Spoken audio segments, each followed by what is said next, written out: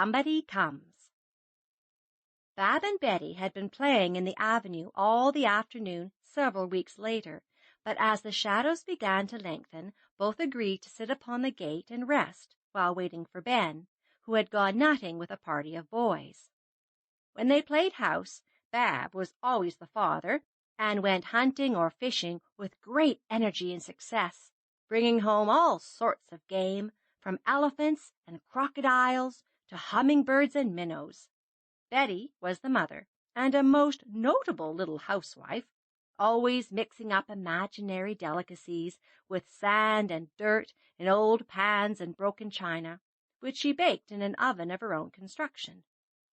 Both had worked hard that day, and were glad to retire to their favorite lounging place, where Bab was happy trying to walk across the wide top bar without falling off, and Betty enjoyed slow, luxurious swings while her sister was recovering from her tumbles. On this occasion, having indulged their respective tastes, they paused for a brief interval of conversation, sitting side by side on the gate like a pair of plump gray chickens gone to roost. "Don't you hope Ben will get his bag full? We shall have such fun eating nuts evenings," observed Bab, wrapping her arms in her apron, for it was October now, and the air was growing keen. "Yes, and Ma says we may boil some in our little kettles. Ben promised we should have half," answered Betty, still intent on her cookery. "I shall save some of mine for Thorny. I shall keep lots of mine for Miss Celia.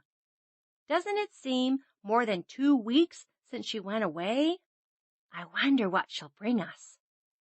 Before Bab could conjecture, the sound of a step and a familiar whistle made both look expectantly toward the turn in the road, all ready to cry out in one voice, "How many have you got?"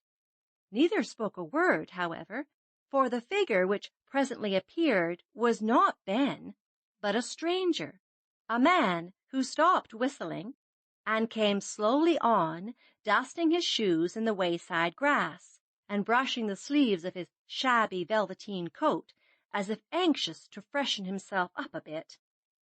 "It's a tramp! Let's run away," whispered Betty after a hasty look. "I ain't afraid," and Bab was about to assume her boldest look when a sneeze spoilt it and made her clutch the gate to hold on.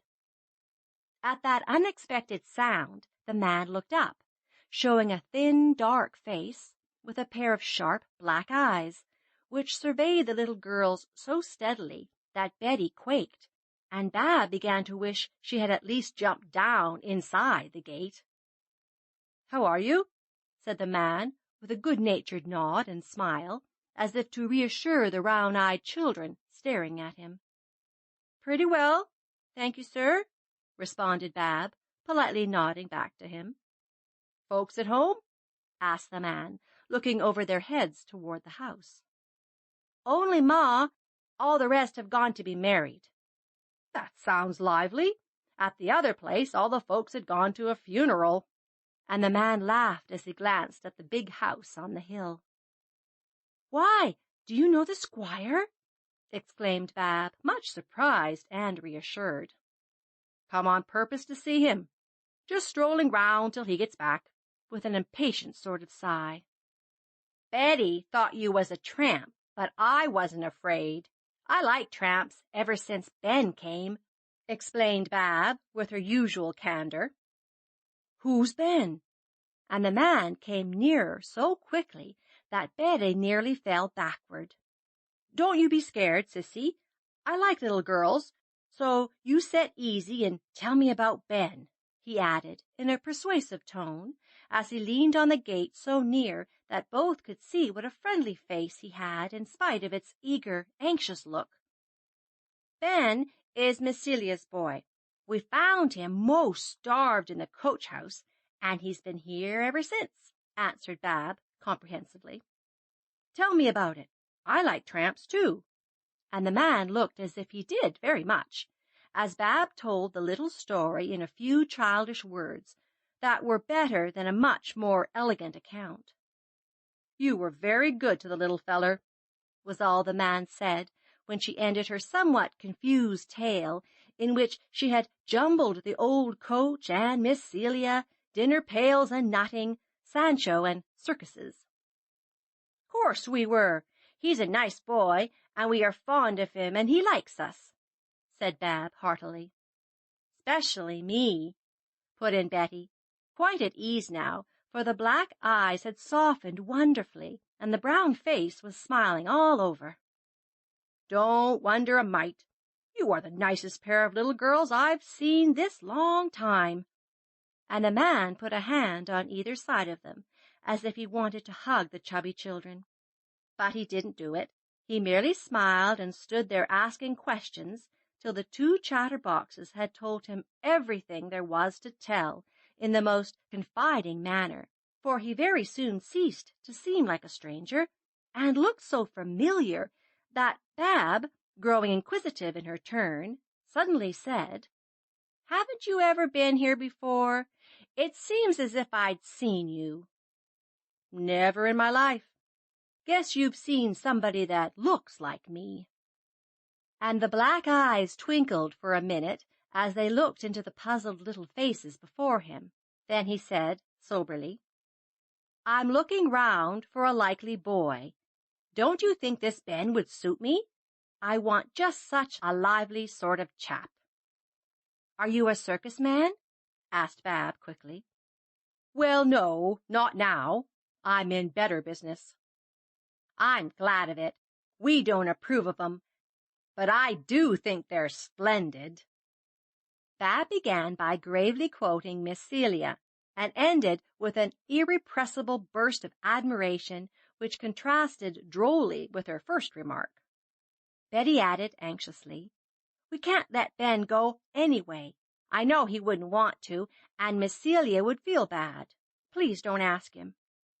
"He can do as he likes, I suppose. He hasn't got any folks of his own, has he?" "No, his father died in California, and Ben felt so bad he cried, and we were real sorry, and gave him a piece of Ma, 'cause he was so lonesome," answered Betty in her tender little voice, with a pleading look which made the man stroke her smooth cheek and say, quite softly, "Bless your heart for that. I won't take him away, child, or do a thing to trouble anybody that's been good to him." "He's coming now. I hear Sanch barking at the squirrels," cried Bab, standing up to get a good look down the road. The man turned quickly, and Betty saw that he breathed fast as he watched the spot where the low sunshine lay warmly on the red maple at the corner. Into this glow came unconscious Ben, whistling Rory O'Moore, loud and clear, as he trudged along with a heavy bag of nuts over his shoulder and the light full on his contented face. Sancho trotted before and saw the stranger first, for the sun in Ben's eyes dazzled him. Since his sad loss, Sancho cherished a strong dislike to tramps, and now he paused to growl and show his teeth, evidently intending to warn this one off the premises. "He won't hurt you," began Bab encouragingly, but before she could add a chiding word to the dog, Sanch gave an excited howl and flew at the man's throat as if about to throttle him. Betty screamed, and Bab was about to go to the rescue, when both perceived that the dog was licking the stranger's face in an ecstasy of joy, and heard the man say as he hugged the curly beast, "Good old Sanch! I knew he wouldn't forget master, and he doesn't." "What's the matter?" called Ben, coming up briskly, with a strong grip on his stout stick. There was no need of any answer, for as he came into the shadow, he saw the man, and stood looking at him as if he were a ghost. "It's father, Benny. Don't you know me?" asked the man, with an odd sort of choke in his voice, as he thrust the dog away and held out both hands to the boy. Down dropped the nuts, and crying, "Oh, Daddy, Daddy!" Ben cast himself into the arms of the shabby velveteen coat, while poor Sanch tore round them in distracted circles, barking wildly, as if that was the only way in which he could vent his rapture. What happened next, Bab and Betty never stopped to see, but, dropping from their roost, they went flying home like startled chicken littles, with the astounding news that Ben's father has come alive, and Sancho knew him right away. Mrs. Moss had just got her cleaning done up, and was resting a minute before setting the table, but she flew out of her old rocking-chair when the excited children told the wonderful tale, exclaiming as they ended, "Where is he? Go bring him here. I declare it fairly takes my breath away." Before Bab could obey, or her mother compose herself, Sancho bounced in and spun round like an insane top, trying to stand on his head, walk upright, waltz and bark all at once, for the good old fellow had so lost his head that he forgot the loss of his tail. "They are coming! They are coming! See, Ma, what a nice man he is," said Bab, hopping about on one foot as she watched the slowly approaching pair. "My patience, don't they look alike? I should know he was Ben's pa anywhere," said Mrs. Moss, running to the door in a hurry. They certainly did resemble one another, and it was almost comical to see the same curve in the legs, the same wide-awake style of wearing the hat, the same sparkle of the eye, good-natured smile and agile motion of every limb. Old Ben carried the bag in one hand, while young Ben held the other fast, looking a little shamefaced at his own emotion now, for there were marks of tears on his cheeks, but too glad to repress the delight he felt that he had really found Daddy this side heaven. Mrs. Moss unconsciously made a pretty little picture of herself as she stood at the door with her honest face shining and both hands out, saying in a hearty tone, which was a welcome in itself, "I'm real glad to see you safe and well, Mr. Brown. Come right in and make yourself to home. I guess there isn't a happier boy living than Ben is tonight.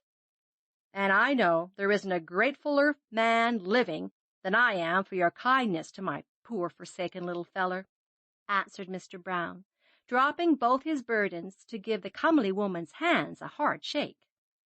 "Now, don't say a word about it, but sit down and rest, and we'll have tea in less'n no time. Ben must be tired and hungry, though he's so happy. I don't believe he knows it," laughed Mrs. Moss, bustling away to hide the tears in her eyes, anxious to make things sociable and easy all round.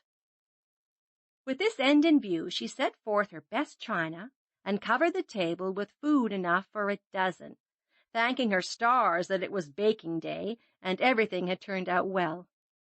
Ben and his father sat talking by the window till they were bidden to draw up and help themselves, with such hospitable warmth that everything had an extra relish to the hungry pair. Ben paused occasionally to stroke the rusty coat sleeve with bread and buttery fingers to convince himself that Daddy had really come, and his father disposed of various inconvenient emotions by eating as if food was unknown in California. Mrs. Moss beamed on everyone from behind the big teapot like a mild full moon, while Bab and Betty kept interrupting one another in their eagerness to tell something new about Ben and how Sanch lost his tail. "Now, you let Mr. Brown talk a little. We all want to hear how he came alive, as you call it," said Mrs. Moss, as they drew round the fire in the settin' room, leaving the tea things to take care of themselves. It was not a long story, but a very interesting one to this circle of listeners, all about the wild life on the plains trading for mustangs, the terrible kick from a vicious horse that nearly killed Ben, Sr., the long months of unconsciousness in the California hospital, the slow recovery, the journey back, Mr. Smithers' tale of the boy's disappearance, and then the anxious trip to find out from Squire Allen where he now was. "I asked the hospital folks to write and tell you as soon as I knew whether I was on my head or my heels, and they promised, but they didn't. So I came off the minute I could and worked my way back, expecting to find you at the old place. I was afraid you'd have worn out your welcome here and gone off again, for you are as fond of travelling as your father." "I wanted to, sometimes, but the folks here were so dreadful good to me, I couldn't," confessed Ben, secretly surprised to find that the prospect of going off with Daddy even cost him a pang of regret, for the boy had taken root in the friendly soil and was no longer a wandering thistledown, tossed about by every wind that blew. "I know what I owe 'em, and you and I will work out that debt before we die, or our name isn't B.B.," said Mr. Brown, with an emphatic slap on his knee, which Ben imitated half unconsciously as he exclaimed heartily, "That's so," adding, more quietly, "What are you going to do now? Go back to Smithers and the old business?" "Not likely after the way he treated you, sonny. I've had it out with him, and he won't want to see me again in a hurry," answered Mr. Brown, with a sudden kindling of the eye that reminded Bab of Ben's face when he shook her after losing Sancho. "There's more circuses than his in the world, but I'll have to limber out ever so much before I'm good for much in that line," said the boy, stretching his stout arms and legs with a curious mixture of satisfaction and regret. "You've been living in clover and got fat, you rascal," and his father gave him a poke here and there, as Mr. Squeers did the plump Wackford when displaying him as a specimen of the fine diet at Do-the-Boys Hall. "Don't believe I could put you up now if I tried, for I haven't got my strength back yet, and we are both out of practice. It's just as well, for I've about made up my mind to quit the business and settle down somewhere for a spell, if I can get anything to do," continued the rider, folding his arms and gazing thoughtfully into the fire. "I shouldn't wonder a mite if you could right here, for Mr. Town has a great boarding stable over yonder, and he's always wanting men," said Mrs. Moss eagerly, for she dreaded to have Ben go, and no one could forbid it if his father chose to take him away. "That sounds likely, thank'ee, mem. I'll look up the concern and try my chance. Would you call it too great a come down to have a father an ostler after being first rider in the great Golden Menagerie, Circus, and Coliseum, eh, Ben?" asked Mr. Brown, quoting the well-remembered show bill with a laugh. "No, I shouldn't. It's real jolly up there when the big barn is full and 80 horses have to be taken care of. I love to go and see 'em. Mr. Town asked me to come and be stable boy when I rode the kicking gray the rest were afraid of. I hankered to go, but Miss Celia had just got my new books, and I knew she'd feel bad if I gave up going to school. Now I'm glad I didn't, for I get on first rate and like it." "You done right, boy, and I'm pleased with you. Don't you ever be ungrateful to them that befriended you, if you want to prosper. I'll tackle the stable business on Monday and see what's to be done. Now I ought to be walking, but I'll be round in the morning, ma'am, if you can spare Ben for a spell tomorrow. We'd like to have a good Sunday tramp and talk, wouldn't we, sonny?"